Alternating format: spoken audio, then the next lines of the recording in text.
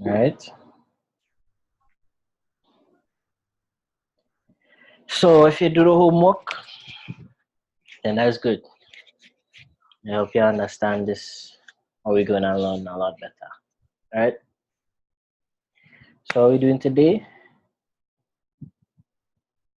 what we're doing this week is our lesson on supply and demand, right? It's basically how to identify where the supply and demand is in the market. You know, identify where the money is in the market and where money is waiting to be entered into the market.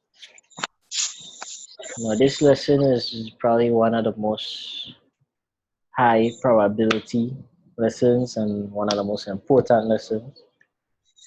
And if you don't practice it, you won't get it, right? Yeah.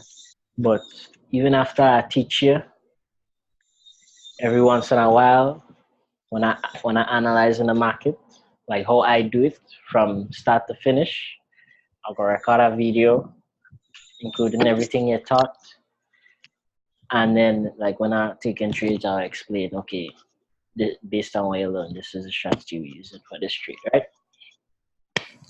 So in trading, a lot of the times you'll come across the two words supply and demand, but a lot of the times people use it wrong. Like a lot of people don't know how to use it the correct way, right? Okay. Few people know how to use it the correct way. And the correct way is what we, of course, is what we're learning today. So, like I said, if you did the homework, then you should have a basic understanding. I just have to show you how I use it on the charts so you could know how you should use it, right? Through practice, right? So this is the idea, right?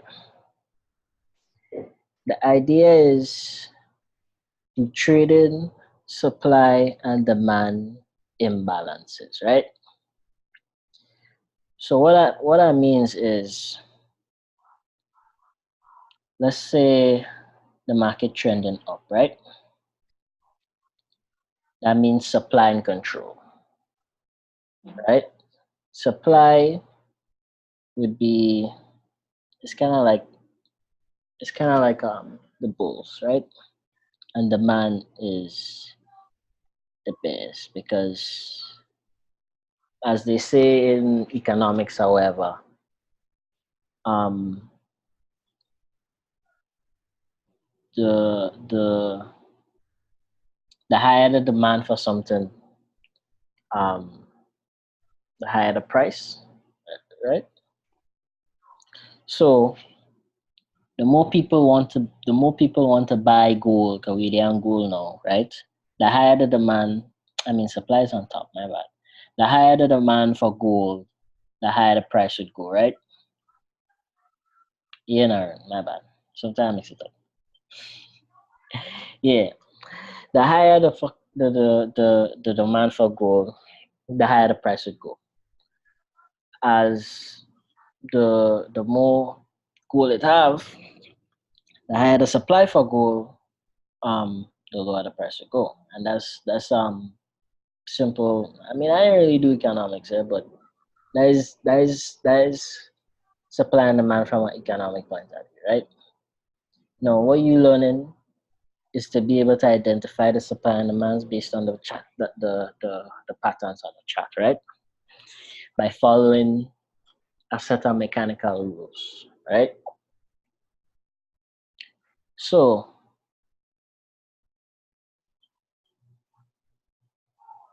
now the market moves in supply and demand. That's what generally moves the market. The more demand it have for a currency, the price go rise. The more supply it have, price go fall, right? So when you're identifying supply and demand, right? It have what we call when the price is balanced, right? Whenever the price is in where the hell the mouse go? Yeah.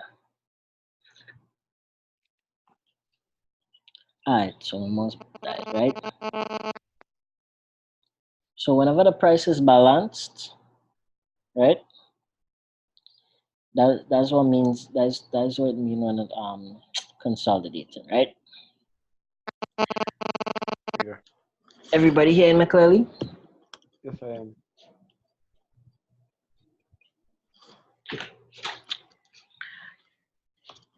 Yeah, so whenever the price is balanced, that means there's an equal number of buyers and sellers, an equal number of supply and demand in the market. So the price won't go in either direction, right?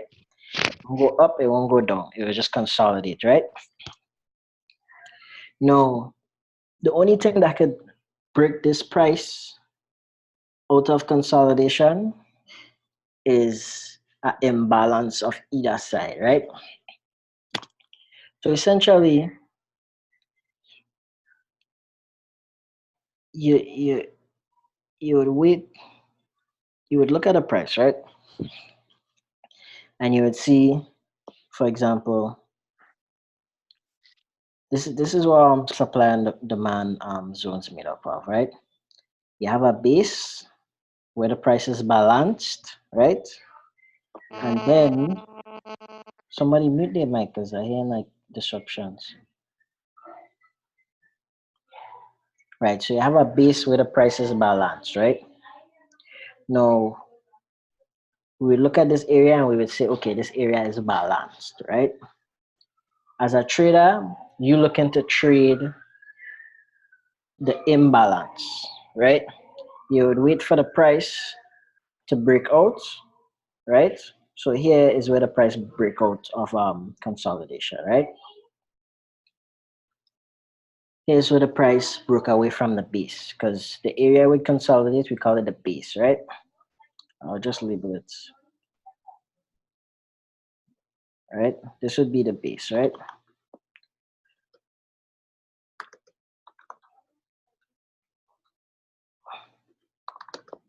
Right? And then you wait for the price to break out of the base, creating an imbalance. Meaning the imbalance, meaning there's more demand than there's supply at this area. A lot more people willing to buy and a lot more buy orders have been placed at this area, causing the price to rise, right? So we know that this area is a supply and demand imbalance, right? And how you know that? You know that based on how the market leave that area, right? So I'll just label right, I'll just label this as the impulse, right? So yeah, so this is like the idea, right? The idea is you find a supply and demand zone, which would be a base, and then the price would depart from the base in somewhat of an aggressive manner, would be 2 full candles. And how it works is what made the price leave that balance zone is an influx of orders, right? So it could be a case where the bank placed, like the example I had give earlier, placed a trade here for, let's say, $1 million. And there was only 500,000 people willing to sell at this price. So only half of the bank orders got entered into the market, right? And how it works is the half of the orders get entered and the other half is still there, but it's there as a buy limit, right? So the idea is you wait for the market to retrace back to the supply and demand level so that you could enter in alongside the bank to move up with the rest of others, right? So as you're trading, you would look for supply and demand areas, right? And you would learn how to find them, how to confirm them, and which ones are going to work and which ones aren't going to work. Because there will be ones that are low probability, right? You would learn how to find the high probability zones in order for you to enter them, right? You learn the rules you have to follow to find them, right? Now, let me show you. Yeah. So the idea is if we had find the supply and demand zone, right? We find the base, we find the impulse, the departure, and we confirm based on the rules that we learned that this is a zone. The idea is we would place a buy limit at the right above the base, right? And we wait for the market to retrace to enter and go along with it, right? Your entry for this would be about 2 pips above the base, and you will learn um, how to identify the base, how to know which candles to use for the base, where your stop loss and your entry should be, right? And normally your stop loss would be right below the base, because if the price goes beyond this level, that means that there are no more orders, right? There are no more orders at that level to be filled, and um, supply is in control, no demand is no longer in control, right? The idea is you have to know who's in control of which market on which time frame, right? Because you could have supply in control on a monthly and demand in control on a weekly, right? Just like knowing which time frame trending in which direction, you had to know which time frame has supply in control or demand in control, right? Everybody paying attention? Let's drop something in the chat. Let me make sure everybody paying attention, right?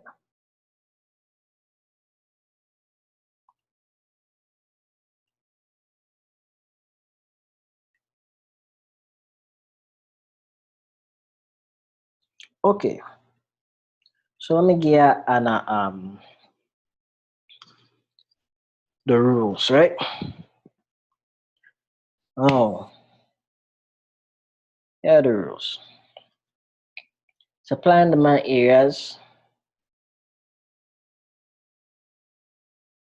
Yeah, in an uptrend, demand is in control. In a downtrend, supply is in control, right? Now here how the supply and demand areas, here how they're made up, right?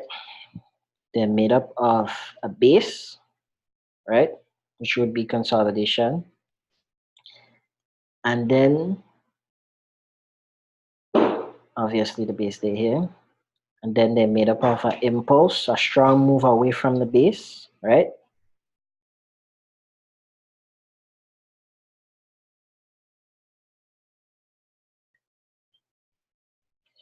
Now, there are two types of bases, right? You would have a base that look like this. It would be, they just call it impulse or rally because I think that's what they use, right? We call them the impulse rally. We call the base, and then we call the bearish impulse or drop, right?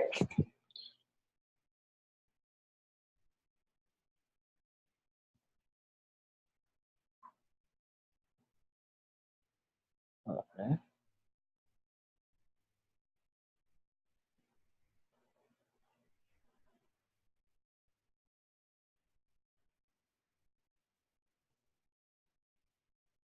So this right here is an example, right? So this would be the base. It have two types of base. It have the valley and the peak bases, which would be the bases that form on the higher highs and the higher lows, right? Like this. And then it have the continuation bases, right? These are the bases where the market just pause. It didn't create a higher high and a higher low. It just paused, consolidated, and then rallied, right?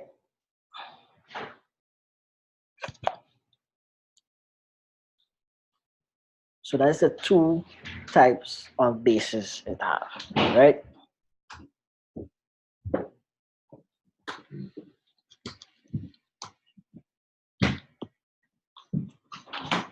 Hold on, good. You don't understand? I like to sit on him. That's true.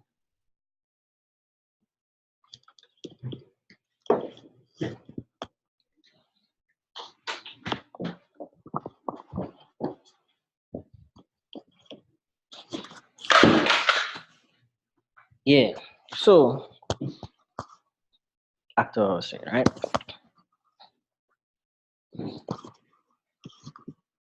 Now, you as a trader, you have to learn to identify these areas, right?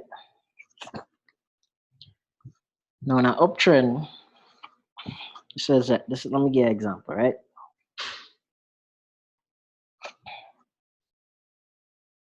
This right here would be a base, right? Now we're on the monthly chart, and this is one candle. The base could be made up of one candle. As long as the candle body is 50% less than, and we'll dive into this more later on. I just gave you an introduction, right? We'll walk through all the steps in further lessons, right? As long as the candle body is less than 50% of the entire candle, then it could be considered consolidation, right? It could be considered a piece. So this candle body is less than 50% of the entire candle. By the entire candle, I mean wick to wick, right? So I know if I drop down on a lower time frame, I would see consolidation, right? Because we're on a monthly time frame. So if I drop down on a weekly, right? This would be the base on the weekly, right? This candle here. And if I drop down on the daily,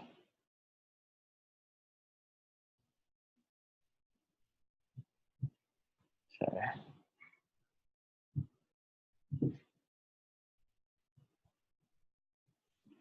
This would be the consolidation here, right? And you would learn what type of candlesticks form the consolidation zone, right? So back to the monthly.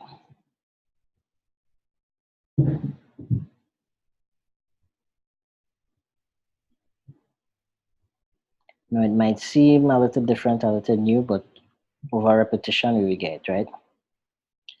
So the idea here is the market dropped, created a base, rallied away, strong rally. It had to be at least two extended range candles, extended range meaning full body candles, right?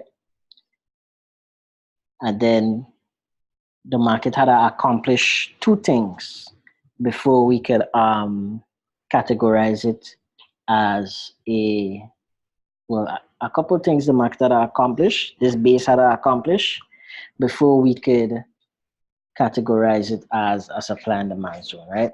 But let me say it accomplished that. Well, it did, right? Then we draw it with our base, and then we simply wait for the market to come back and retest the zone to go long, because we know the banks have their orders here, right? And that is exactly what happened here, right? So another example, right? We had a base here, right? We had a strong impulse away, and it already did the the confirmations to confirm the zone. So here would have been a zone to go short at, right? Now, supply and demand is not the only confluence you use. You use this with all the other things you learn, right? You basically combine them, right? Anyways, back to the situation at hand, right? So, supply and demand zone made up of a base, a rally, a base, this would be supply, this would be demand, a drop, base, a rally, a base, a rally, right? Now, obviously, the market makes higher highs and higher lows every day, but not every higher high and higher low is a supply and demand zone, right? The zones have to do certain things for it to be considered a supply and demand zone, right? Now, we're still on the introduction and we haven't gone into the details and we haven't gone into the rules, right?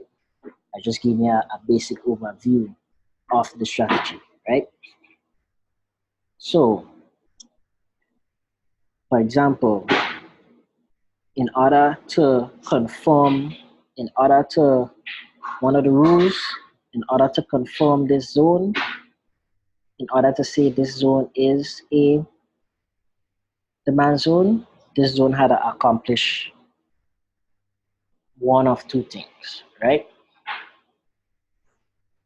The zone either have to remove, the demand zone either have to remove a supply zone or it has to break a trend line and close with a candle on the other side, right? So let's say the market drop, the market base, right? And then we had this impulse right here, right?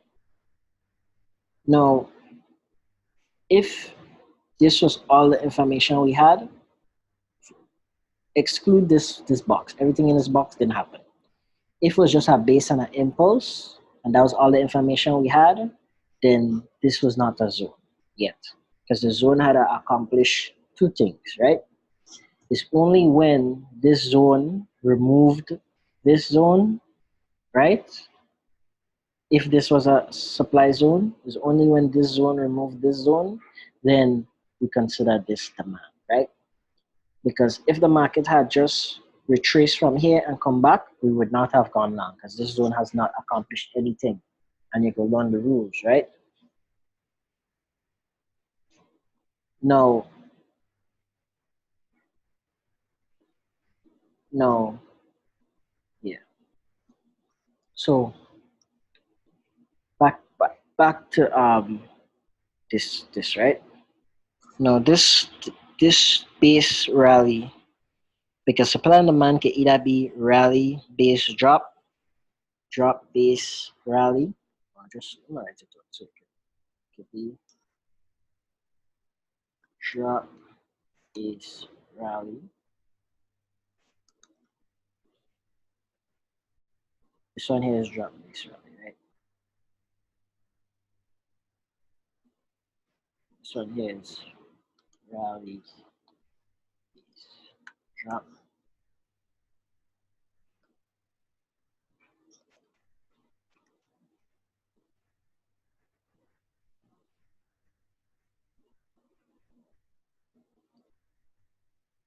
This one here is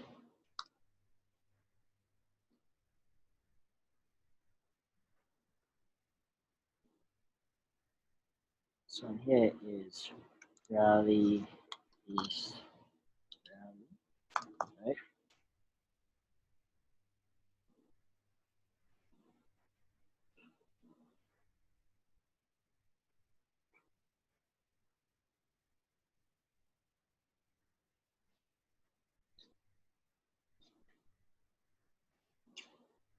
And then it could be drop base drop. I just labeling all the types of zones you can have, right? Drop.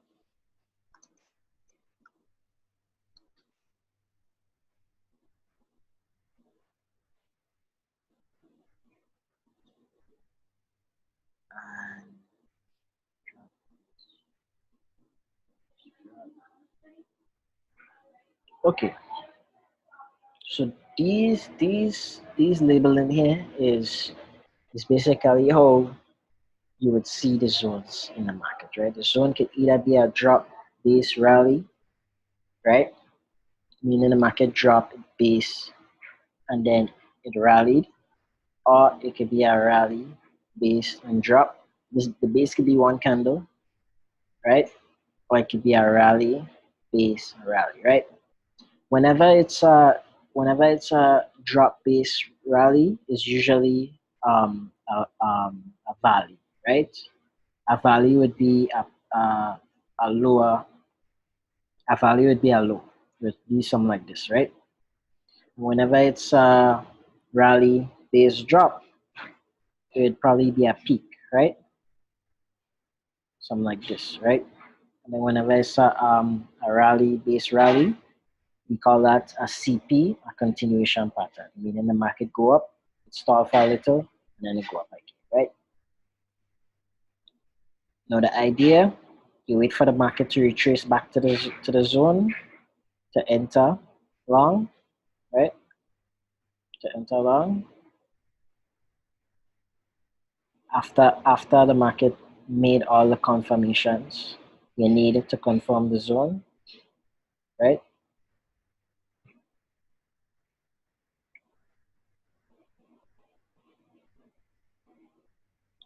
Along with the other confluences, right?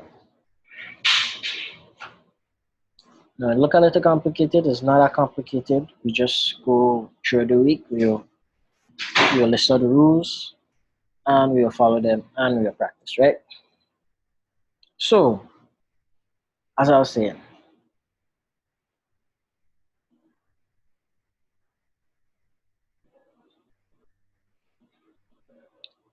yeah, look for sharp reversals now. You're right. Because let me tell you something about the supply and demand zones. The stronger the market move away, the stronger the zone. The stronger the impulse away from the zone, when the market return to that zone for it to enter again, the stronger the market would leave, right? So, for example, this zone right here, the market left strong. The market left with two strong candles, two full candles. So, as you can see, once the market returned to the zone, they just give it one touch, which was a wick, and then it blast off, right? No, the market created another zone here. Not all the time the price would retrace to the zone, right? You just hoping the price would retrace to the zone so you can enter, but not all the time it would retrace. And then the market created another zone right here, right? It did not retrace to that zone again. So, for example, if you trade in supply and demand, your next zone would be right here, right? You would wait for the market because this was a rally base rally, right? Because remember, according to the rules, we're on a monthly chart. For one candle to be a base, one candle could be a base. It just has to be um, the candle body has to be less than 50% of the candle. If you drop down to a lower time frame, you would see basic candles, right? Basic candles just simply means consolidation, right? And we'll go through all of that later on during the week, right? So, like I was saying, to confirm the supply and demand, the zone has to accomplish two things, right? And it would be good for you to take notes, right? The zone had to either break a trend line with another candle on the other side for the zone to be confirmed, or it has to remove another zone, right? Now, let me show y'all something, right? Let me take screenshots of this before I delete them.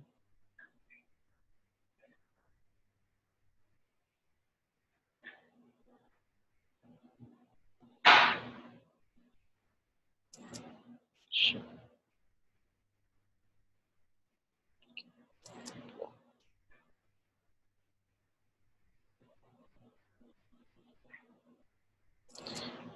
So let me show y'all something, right?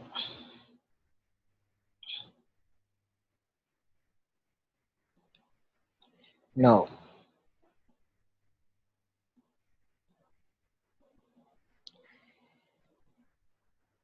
let's say this was a zone, right? Oh, we know this is a zone here, right? So we draw a trend line.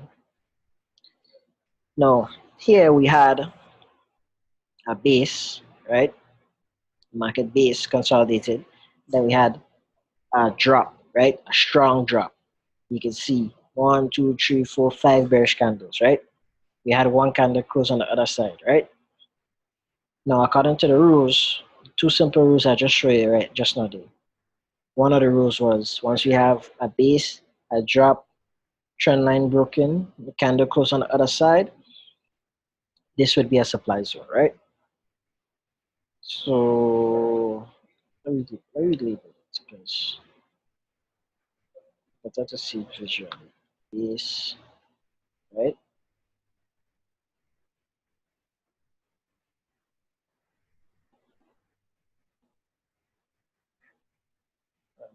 So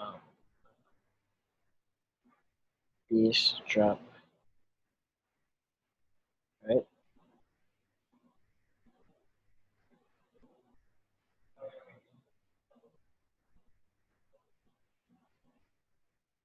Right? So we had a base drop, and if this had just base and drop, and it didn't have no trend line, this would not be a zone, right?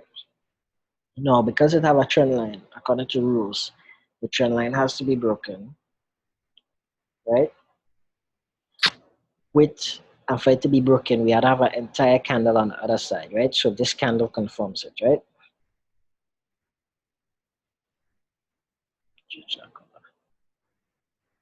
This candle confirms it. If it was just this candle, it wouldn't count.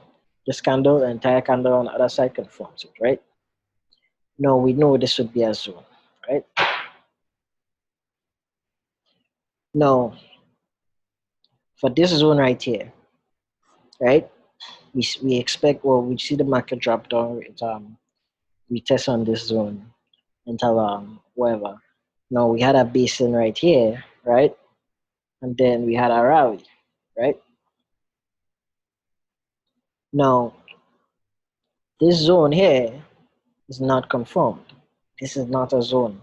Even though we had a base and we had a strong rally away, it is not a zone until it follows our rules. And the rules would be you had to break a trend line or remove another zone, right? Now, if the market had retraced from here back to this zone, then we wouldn't go long because the demand zone didn't accomplish what we wanted it to accomplish for it to be considered a valid demand zone, right? However, this zone right here, which was, and I'll teach you how to wait which candles to take to consider it a zone, right? Now, this zone right here did accomplish something, right? Because this zone removed this zone, right? This zone was the zone responsible for removing that zone. And for a zone to be considered removed, you need the candle to push beyond the highest point of the zone, right? Now the zones, the basin zones, they are drawn from, if it's a demand, is drawn from the body of the basin candle to the lowest point of the wick, right? It's drawn from the body to the lowest point of the wick, right? As you can see, this one is drawn from the body to the highest point of the wick, because this is supply, right? Now, we would have a lesson for that specifically. This is just an introduction, right? Now, the screen a little cramped, but I hope you're following, right? Now, this zone was only confirmed because we had a trend line break. That's the rules. And this zone right here, put it in a nice little purple, was only confirmed because it removed this one. So if the market had retraced, from here, then we would have gone long, right?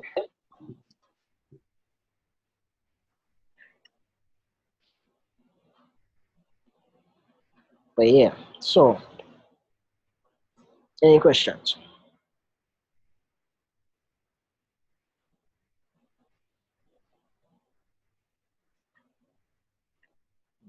questions. Okay. Now, supply and demand is the hardest confluence to run, right? So, I dedicate the whole week to supply and demand. So, your cruise trip, at least a couple of hours should get us through, right? We'll be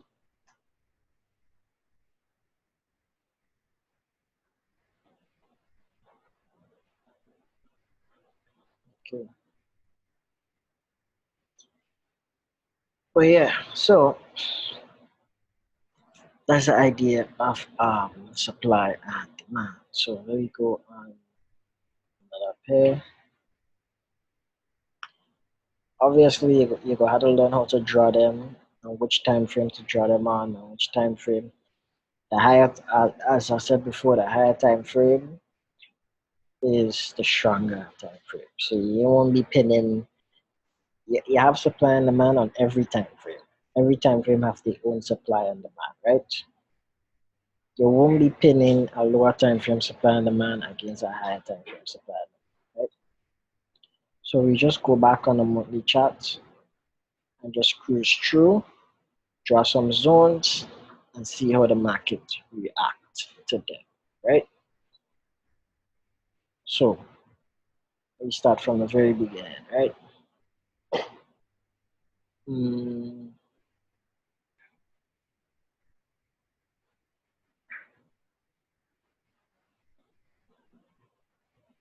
okay, so this should be a zone right here, a peak, right? On the daily chart.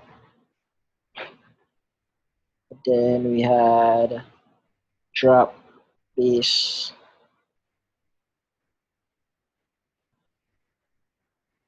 drop, base.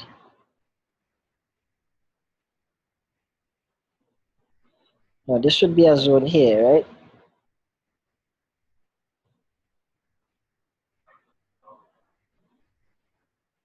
Because this zone remove this trend line, right?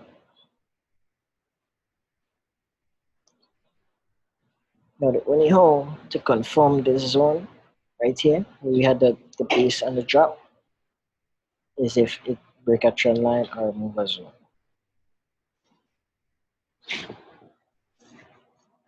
And here is where it removed the zone, right?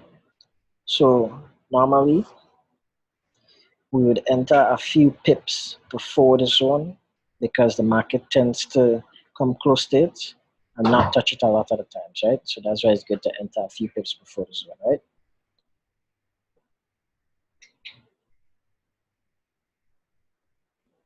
So this right here would be a zone 2.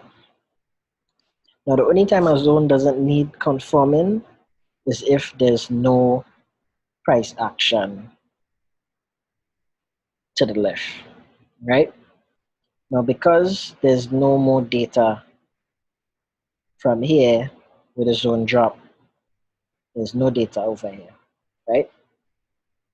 That's the only time we could confirm this zone without it breaking a trend line or moving another area, right?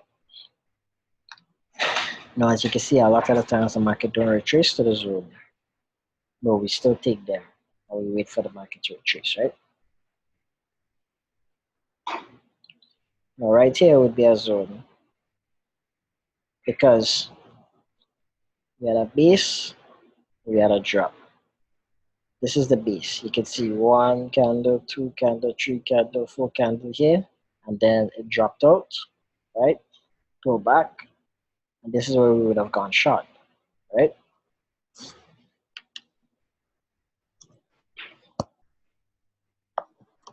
I'm gonna put my phone to charge. I'm gonna get my charger.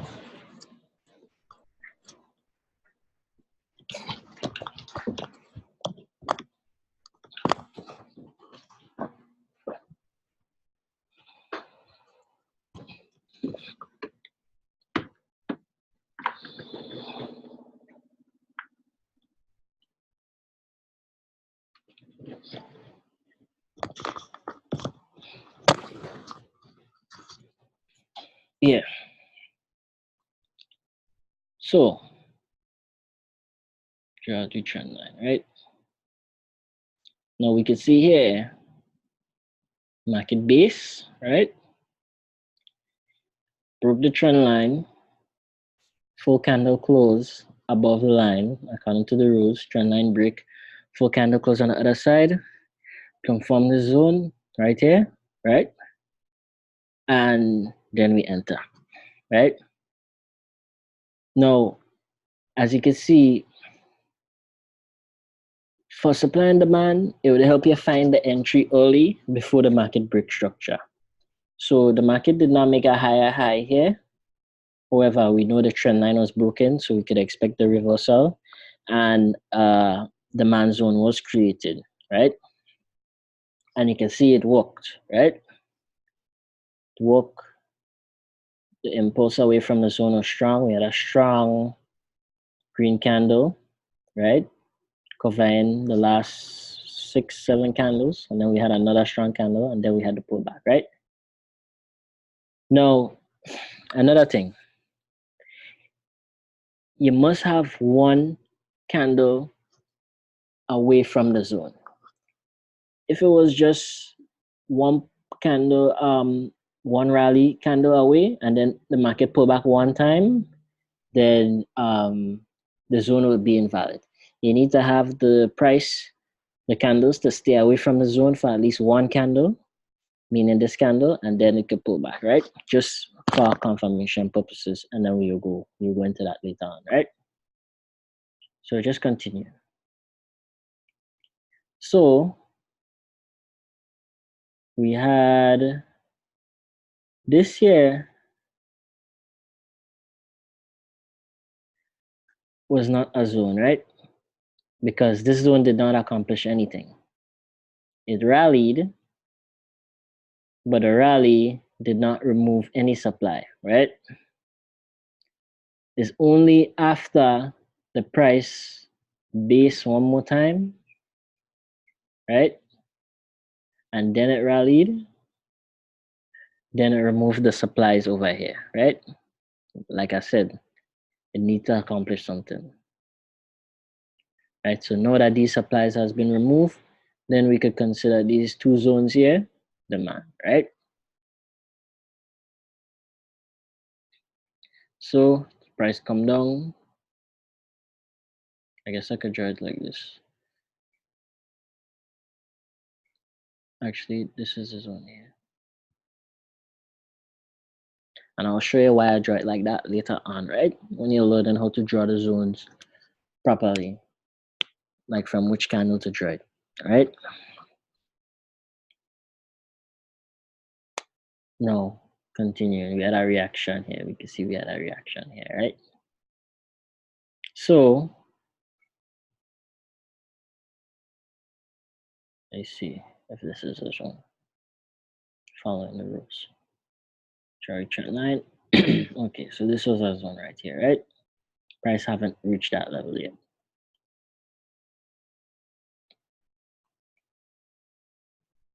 Now, this was a drop base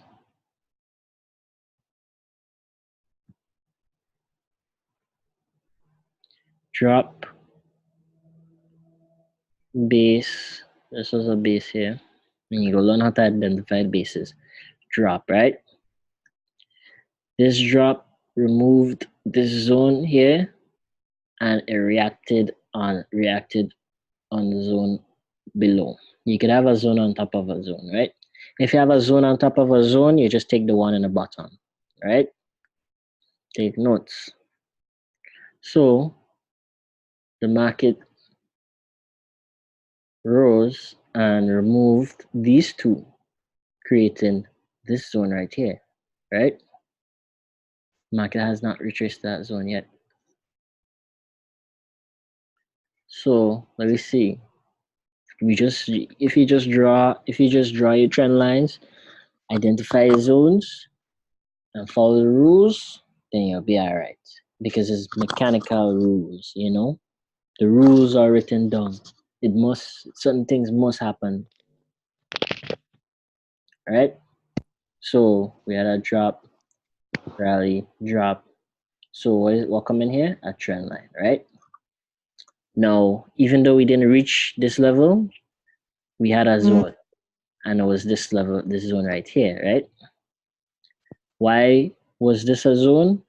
Because it removed the trend line. It broke the trend line. As soon as it had this candle here, this full candle right here, then that confirmed that this was the zone because we had a drop, base, rally, right? Strong impulse away. All this is the impulse. First candle, strong. All this is the impulse away, right? And then we trade in a monthly time frame. We simply wait for the price to come back, retest, and then we enter long. Now, if you trade in the monthly time frame, right, you would enter here because this is the monthly base, right? But if you trade in a weekly time frame, then you would enter here because this is the weekly base, right? If you trade in a daily time frame, right, you would enter here, right? Because that's the daily base, right? Now the idea, wait, now the idea when you enter in these zones is to minimize risk, right? So even though you find the monthly zone, you don't enter at the beginning of the zone. You drop down to find the zones nested within the monthly zone. So you could drop down all the way down to the 1 hour and you would find it all the way down here, right? Normally, when we find this monthly zone, we wait for the price to get to reach down to at least the daily zone. The daily zone could be the area where the market based on the daily time frame, which as you can see, this is a monthly chart. So this candlestick is it's a month, about 30 days, 28 days. So most likely for the daily demand zone, which would be the drop base rally, it would be the consolidation would be somewhere near the the tip of the valley, right? So then you would enter somewhere down here, right? Well, I already draw the daily zone. So you would have your trade set up like this. You would have your entry right above the daily, your stop loss under the level, and your take profit would be maybe 1 to 3, or it would be the next supply and demand zone, right? So this trade, if you had get this trade is cool. Oh no, this is USD JPY. That is 1600 pips, right? Now this is a monthly chart. That's why it's so much. But it's that people catching these sorts of trades, you know. Once you learn the strategy, you can catch big trades depending on what time frame you trade in. Because you can find a monthly zone and then just break it down to the lower time frame to guess a low risk entry and then just hold it, you know. So now this here would be a zone. I'ma ask y'all, why is this a zone? Let me see who had answer.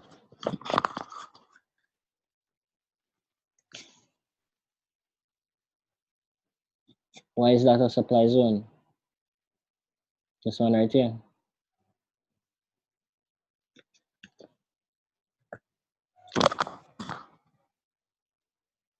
Nobody ain't paying attention? Nah, ain't nothing.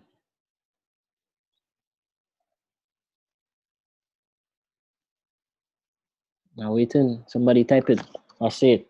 Why is that a supply zone? The start over the lesson.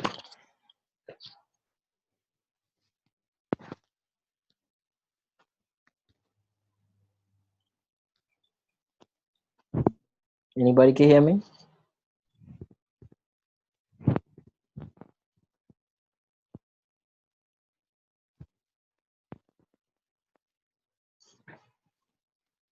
what did this zone accomplish?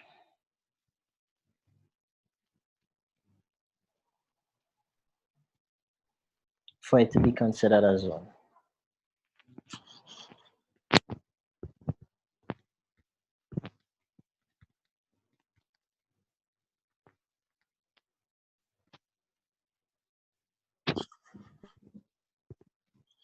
Yes, you could say it removed the demand zone, right? Because to conform a zone, it had to either break a trend line or remove a supply or demand zone. So this zone the removed this demand zone right here by maybe a few pips, right? So now this zone here is conform. If the market retreats to that zone, right? Now let me ask you a question, right? Is this a zone?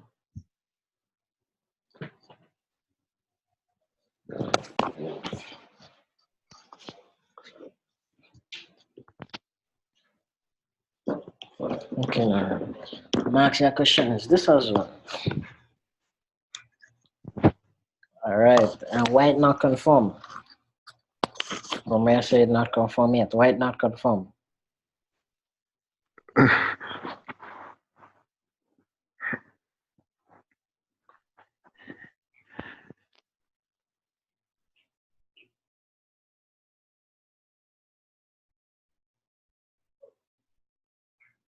Well, I'll just tell you why it not conform, right?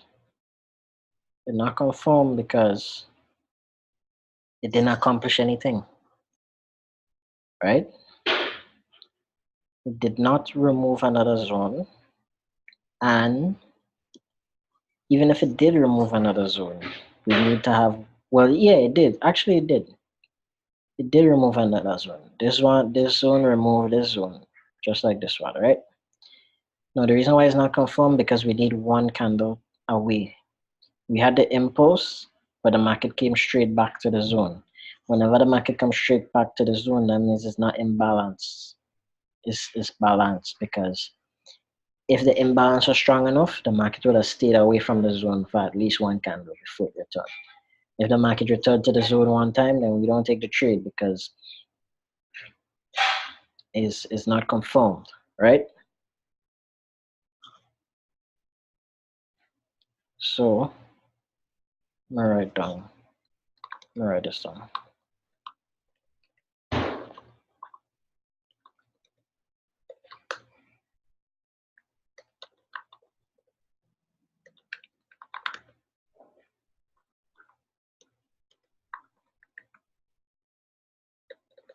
Supply.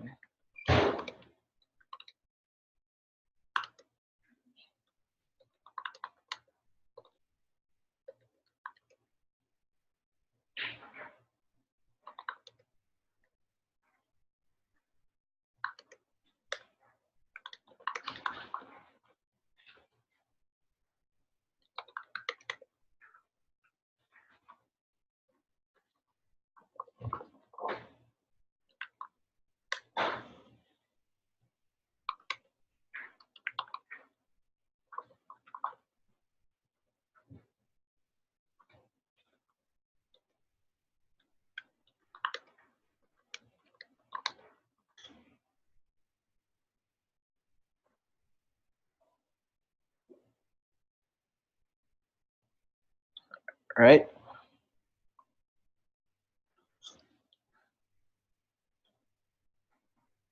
Take note, take note. I'm gonna screenshot this for you.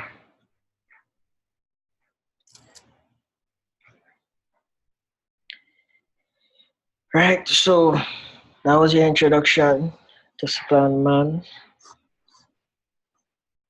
Yeah, that's our work to do. And any questions?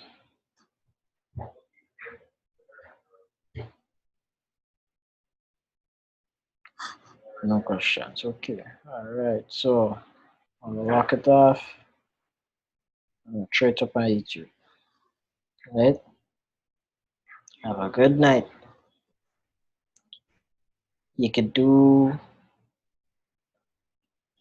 Yeah, I'll go link your dues. Drop something for you to study still. No, give you some homework, sharpen you up. But yeah. Any other questions? As long as you practice, as long as you do the homework, as long as you do what I tell you, you're gonna get it. You can always come back to these videos, watch them over. You have these lessons to look over. Even after the class done, come back and look over, practice. You can always come and ask me a question. You know.